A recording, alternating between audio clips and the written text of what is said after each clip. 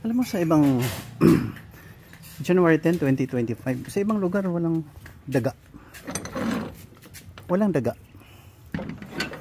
Siguro kung ako ang magmamanage, hindi ako city official eh.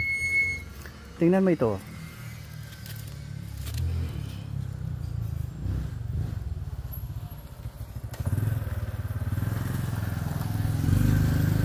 Trap yan. Kung ano kaya bilhin ng gobyerno ang daga, yung mga buntot. Daga mismo bilhin, may price. Siguro mabilis-bilis ang pagkawala ng